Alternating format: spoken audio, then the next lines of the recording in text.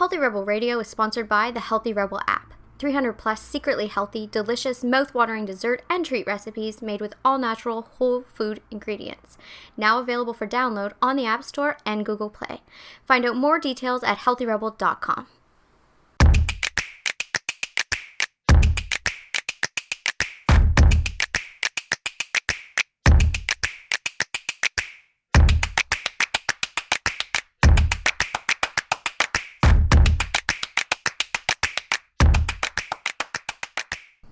Welcome to Healthy Rebel Radio. I'm your host, Dr. David Geiser. I'm here with my Damie Health Healthy Rebel co-founder, Amy Lane. Good morning. Good morning. You must be so pumped. Why? It's huge news, Amy. Oh no, what? Unicorns are real. How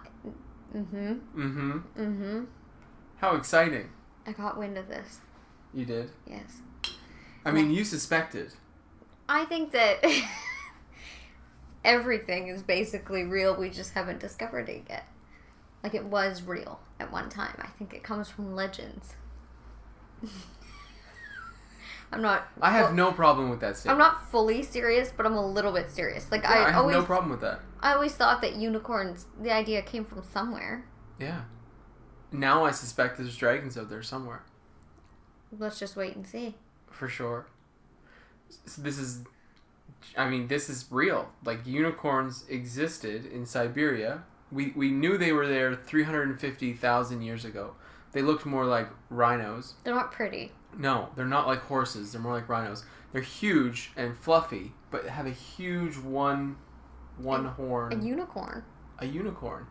But the newest fossil they found was only 29,000 years old. So much newer than what we had expected.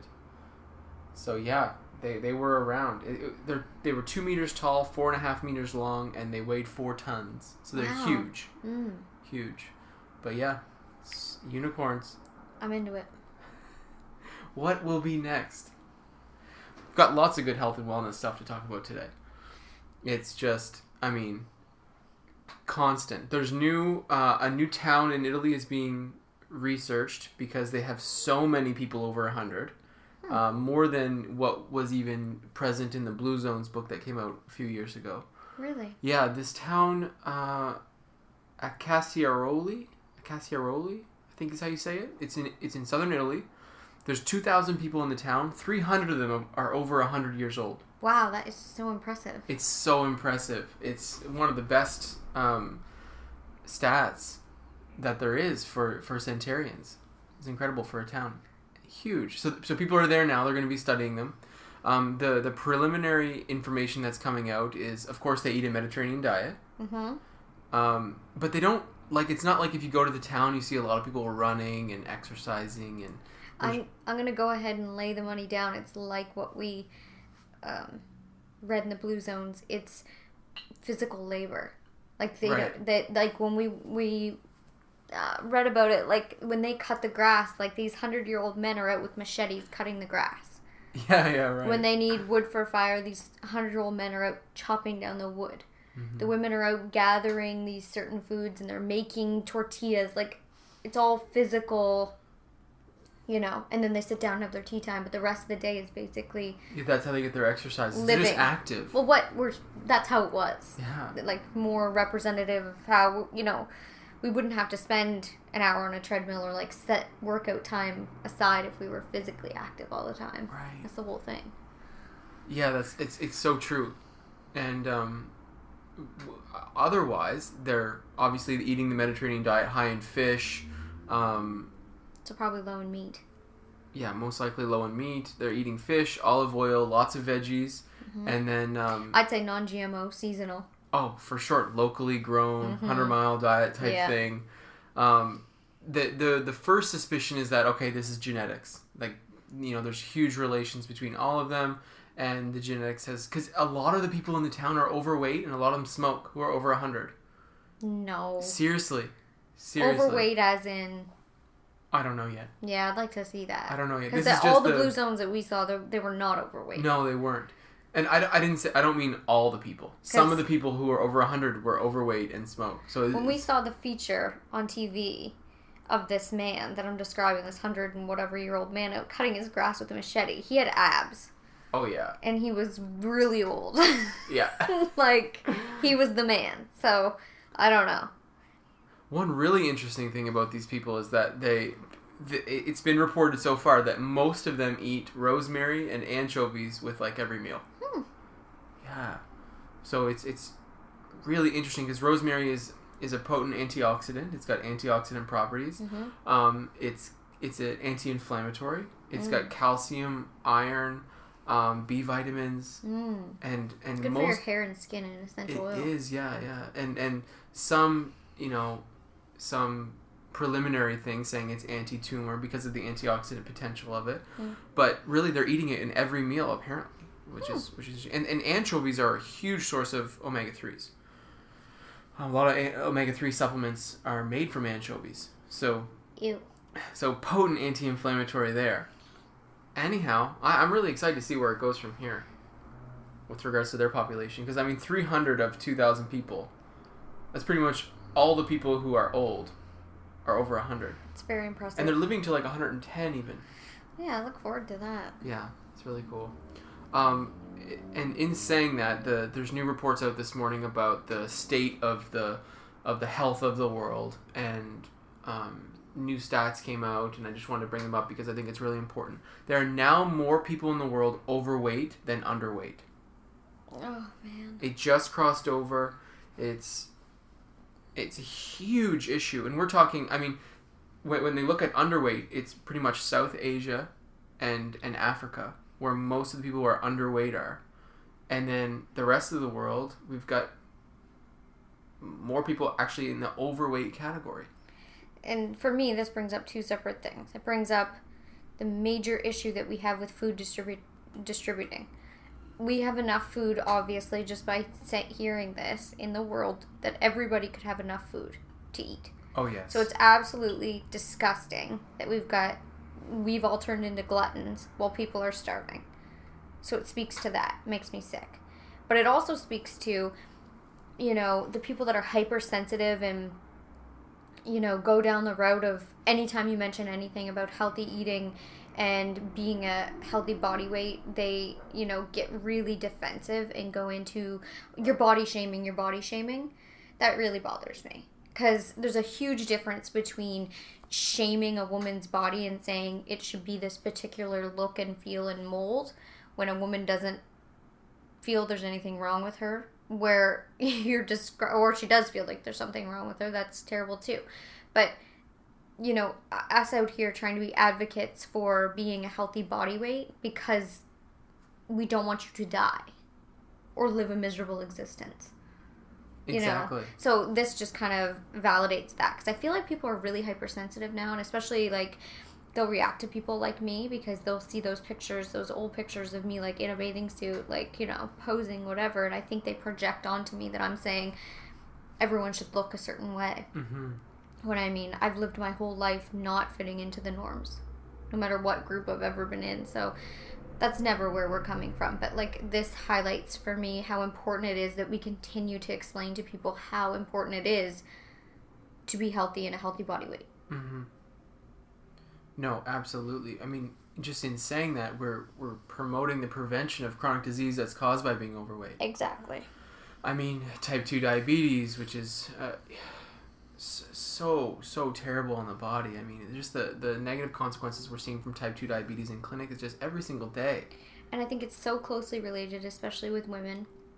Maybe not especially with women, but because I am a woman and I work with so many women, but it's so tight. Being overweight has such a negative effect on mental, emotional health. It does. So it's something that's really tied to that, and it's something I'm passionate about freeing people from. Right. I'm very passionate about people, having a baseline of happiness.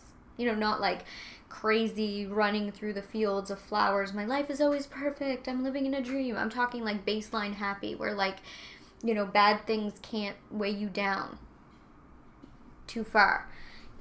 It's being able to go through the day and not get carried away in the undertow of people's opinions or other people's moods, that kind of stuff. Mm-hmm. I'm very passionate about spreading that message to the world.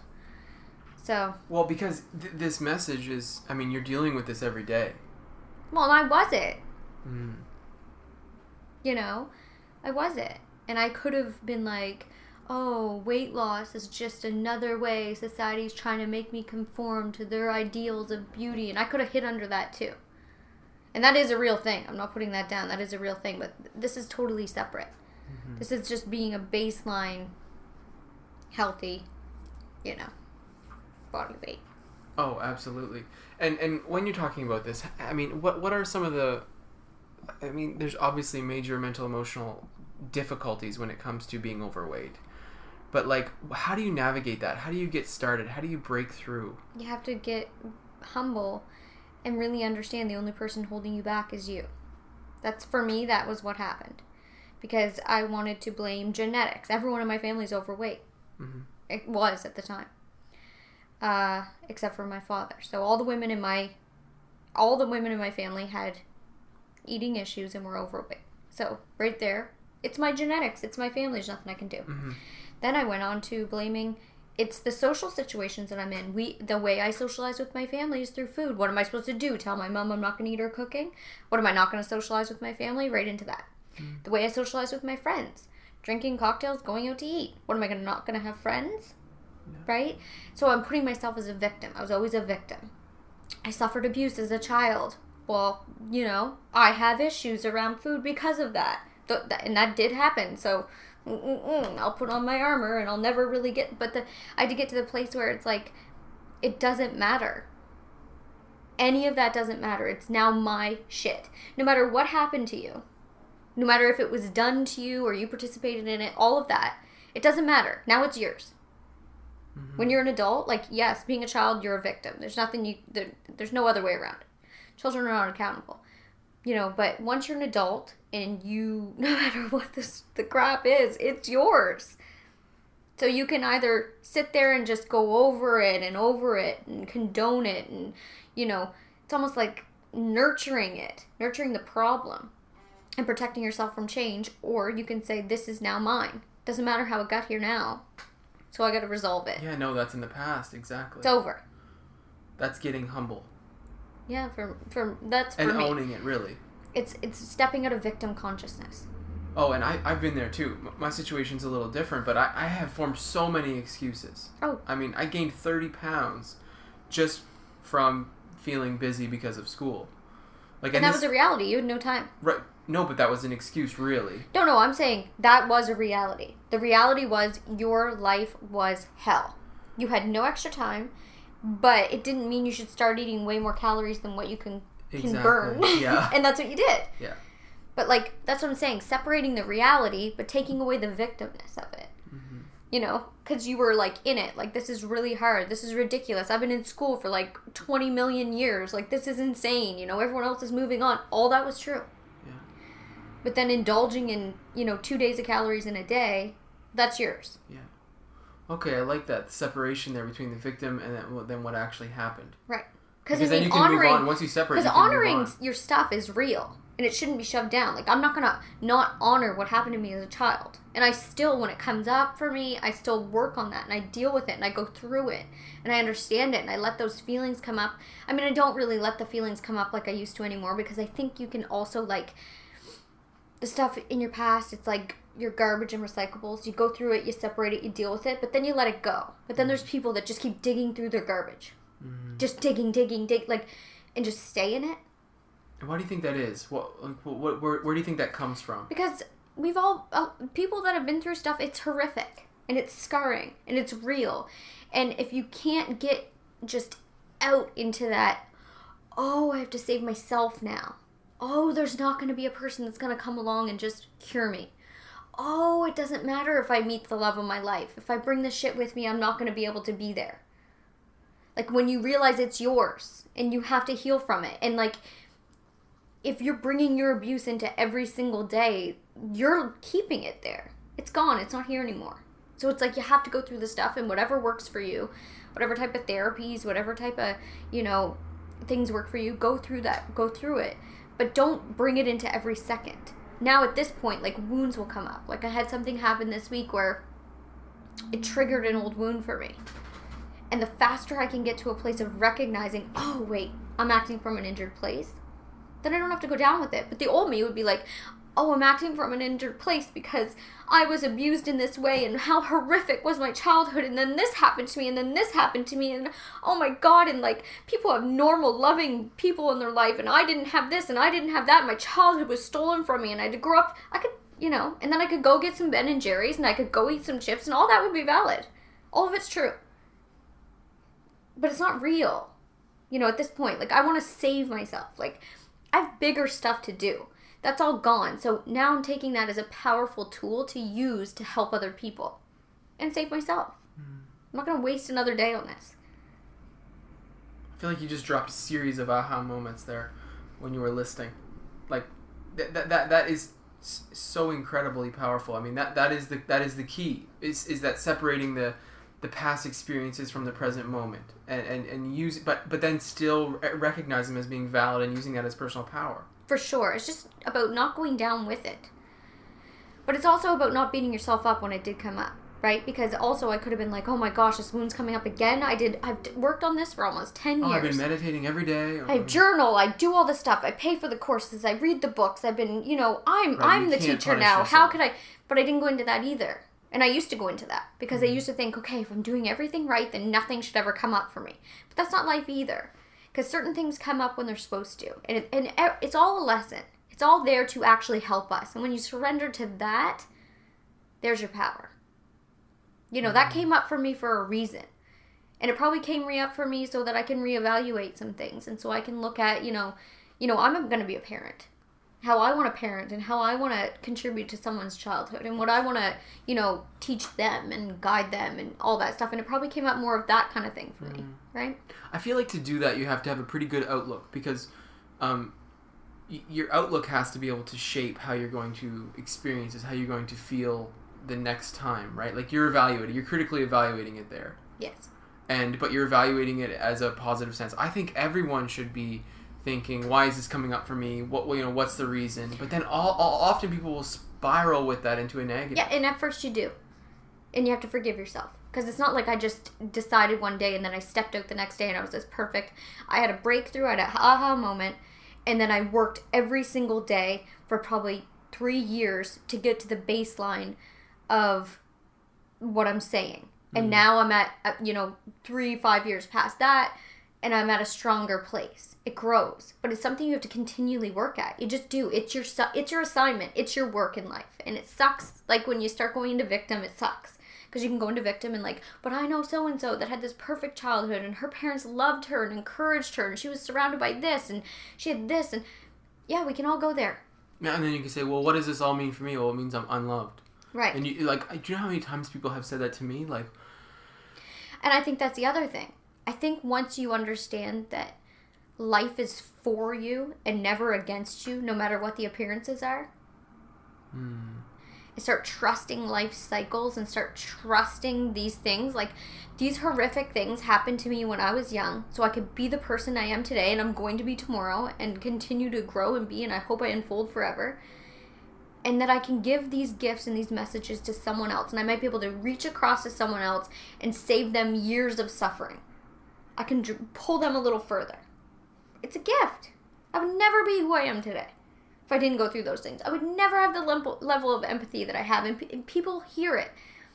When I speak to people, they hear the words behind the words, and they feel the feelings behind the feelings because they know I was there. And they know I've healed. Right? Right. So if you start looking at, and we're all that at different levels, even if you're a barista at Starbucks, I've said this before, you're just as much a spiritual teacher as your most admired spiritual teacher. Right? Yeah, wherever you are, that's where you're supposed to be. But I love this as a way of developing this for your own self.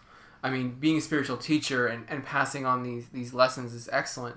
But this is how you learn to do it for yourself. Right, we're all a student and a teacher at the same time. I guess I didn't say that. I'm always a student, I'm always a teacher. Everyone is. So when you surrender to that, like, you're never going to get to a place where you're just sitting on top of a mountain and it's over. You're always going to be learning. You're always a student. But you're also a teacher. And I don't mean like sitting out with a book and like teaching life or even doing what we're doing. I'm talking about your life as an example. You are a teacher. So if you heal from something, even if it's just like the one day healing something, you're a teacher to your best friend. Your best friend witnesses that and is like, oh wow, she healed from that. And they get to witness that. Or your coworker, or your family member, or your daughter, or your son, or whatever it is. Right? Mm-hmm. Yeah. You know, like, so I think true. We all start to think like we need these grandiose, you know, platforms. And we don't. Our platform is our life. Exactly where we are is our platform. You have your past experiences. You become humble. Mm-hmm. Then you start to trust in the process. You start to trust in, you know, learning from what you've been through and using it to shape the course of your life. Just believe that life and nature loves you and everything's happening for the betterment of your evolution. Mm-hmm. Just start believing that. Even if it feels like a lie at first. Mm-hmm. It often does. Often does. All this feels like a lie at first. And with regards to being overweight or emotional eating or whatever types of thought patterns that keeps a person in that state, this is extremely powerful, and it reminds me of a book that you recommended at one point, A Course in Weight Loss by Marianne Williamson. Oh, I love that book, but you have to be ready to be honest. Because she forces you to go down this road, right? Is that not what the premise is? Yeah, you do the spiritual work. And I've recommended it to people before and they weren't ready. And I think they almost felt like I insulted them. Because what I love about Marianne Williamson, and I just adore her for it, is she's honest without apologizing. So she's nurturing but without like coddling. And I love that about her. So if you're honestly ready to do the work and you understand that you're going to be uncomfortable, because that's what going through things is. Staying comfortable means you're never going to change. You're never going to heal. If you're super comfortable, then nothing, it's just not going to happen. You have to get through it to the other side where you actually break free and you're not held there anymore. You have to go through it. So you're going to be uncomfortable. There's times of uncomfortable. And I remember when I did A Course in Weight Loss by Marianne Williamson, and I thought I was already dealt with it all. There was very powerful aha moments, and there was really uncomfortable moments for me. Because this work is not easy, and I feel like it's such a human nature thing to stay comfortable. Right. And these ideas that you've presented today, and then furthermore pushing it with the book, this puts you in an uncomfortable state. And what came up for you when you don't have to give any specific examples, but how did you feel when you were pushed into that place where maybe you didn't want to go? For me, it just brought up things that I hadn't dealt with, that I thought I did. Okay, you thought you were through them already, but you weren't. But I wasn't. Yeah. And there were certain areas that I didn't fully look at. I just kind of skimmed over. This happens, I see this all the time too in people who are having difficulty losing weight, is this sense of being overconfident. I know everything. I know everything I've been through. I'm over it. And I still can't lose weight. It must be my thyroid. It must be, my female hormones are out of balance. I mean, what is it? Mm-hmm. And this accountability is tricky to get to. It's tricky to accept. And the thing with weight loss, like all things in life, business achievements, career achievements, relationship achievements, it takes honesty, it takes sincerity, it takes consistency, and continual hard work. Yeah. And if you don't do all those all the time, you're not going to get there. I have people that will, be stalled at their weight loss, and they'll have the pedometer and the fat loss counter and the burning the calories counter and all this bull. And they'll run 10 kilometers a day and blah, blah, blah, blah, blah. And then they'll say they don't know whether they eat healthy, don't know whether they're losing weight. It's my family, it's my genetics, it's this, it's that. I said, just send me the last 2 days of what you ate. And then they'll be like junk food every day. Or it's for some people once a week. It's just not going to work for you. Junk. Just, Food we're not meant to be consuming, which is just sort of being accepted in modern society. It's not. This is real food. It's not real food. It's not. I know that the commercials tell you it is, but it's not. Like, if you're not getting to where you want to be in your hormonal, mental, physical, whatever health, and you're having McDonald's once a week, but you're eating clean the rest of the week, that's why. And I was that person too. You know, I used to eat so clean that not McDonald's, but I would drop off and just eat crap. But it's just my one treat a week. But I could never get to where I wanted to go. Mm-hmm. You have to be honest with yourself, you know? Mm-hmm. And I know, like, one of the things I would look around at is, well, you know, so-and-so, Stacy has abs and she never has to eat healthy and she eats crap all the time and why can't I be like the victim shit comes up again and you can't go there. You know, you have to call yourself on it and be like, no, mm-hmm. but I'm not Stacy, you know? And the other thing is too, like, that's why I always say focus on health and let, like, the weight loss and the glowing skin and the hormone, everything, let that just come. Let it, like when you plant a seed, you're not going to keep digging it up to see if it's there. You're going to water it. You're not going to go get McDonald's fries and shove it in the ground on the top of the seed. You're not going to step on the seed. Like, you're not going to hurt it. You're going to do what you can to make that plant grow and then trust that the plant's going to grow. Well, that's the thing about this whole thing. It seems awfully harsh. I mean, we're getting real here today, right? We're getting real. I mean, be humble, accept responsibility. Consistency. Like, use what you've been through in terms of experiences to shape your future. All these things seem difficult and can be quite harsh, but really they're acts of self-love. This is meant to be contributing positively to your life. That's when I have, like, a green juice, right? Like, for example, yesterday we went out and we were at Granville Island. And you had a green juice and I had a coffee. And the first thing you said to me is, gosh, I feel like this is just so incredibly healthy. Mm-hmm. Like, you're sitting there just in the sun, looking at the ocean, smelling the ocean, drinking a green juice. Mm. It's like, you know, you could have chosen, I don't know what you would have chosen, like a big falafel dish or something. Like, yeah, what would be considered a treat meal for you? You could have gone for that for lunch, but instead it wasn't time to be eating. You weren't hungry. We had a green juice, and you just like, oh, you know what? I'm positively contributing to my health right now. Mm-hmm. And although it can seem harsh because you are restricting things, but I'm not. Like, that's what this society, we've come to a place where we've been tricked by all these ads that we're restricting. Like, say I went and got instead a donut. That's not, go treat yourself, girl, you deserve it. No, you're hurting yourself, girl. What? You don't deserve it. Mm-hmm. What I deserve is that green drink that I decided to have activated by sunshine, sitting by the ocean, listening to a man play music. That's a treat. I deserved that. That was awesome. That makes me feel good. Like, I made a choice for Amy. Like, that's you go, girl. Mm-hmm. Not sitting down eating something that's gonna hurt you. No, and we flipped it. It's wrong. And exactly. It was all by commercials. Yeah. And it's all by all this crap food they're trying to sell you. It's a lie. Yeah. It's such an empowered thought. And that's the treat. Right. Sitting there doing that's a treat. That was amazing. We've had a hard month. We've worked our butts off. Like, we've had no time together.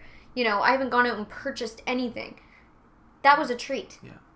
I mean, if we can, if more of the world can accept that as being in control, as being, you know, positively contributing, if more of the world can accept that as being a treat, feeling comfortable, feeling you're contributing to your health, then this ratio will flip. There'll be, I mean, I'm not saying that underweight ratio, obviously we want to fix that, but it will reduce the amount of overweight people, and stop this epidemic in its tracks, really, if we can make some of these shifts. We need to learn from our experiences.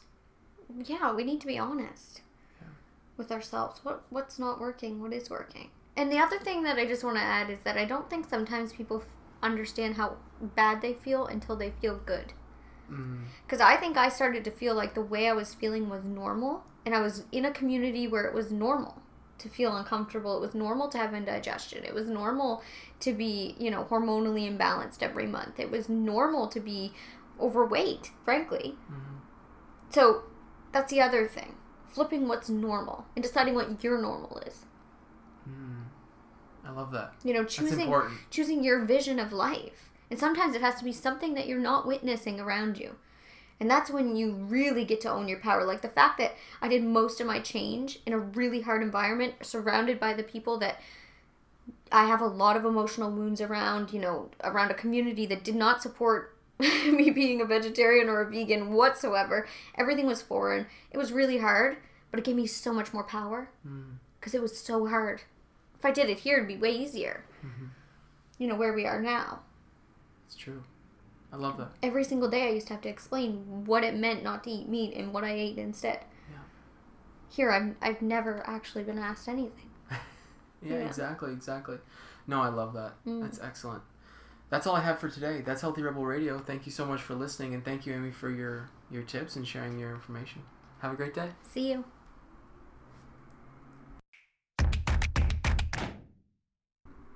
Healthy Rebel Radio is presented by the online health and wellness center, DamieHealth.com. Since 2009, Amy Lane has successfully coached thousands of women through her signature program, the Bikini Body Program. Join today to work exclusively with Amy to unveil your greatest yet to be from the inside out. Go to DamieHealth.com for more information. Thank you for listening to Healthy Rebel Radio. Please connect with us on our community pages on Facebook, Pinterest, and Instagram, all at the handle @DamieHealth. For weekly recipes, articles, and all our episodes straight to your inbox, join our newsletter at damiehealth.com. You can find all the links discussed in today's episode in the show notes. Thank you for joining us, and see you tomorrow.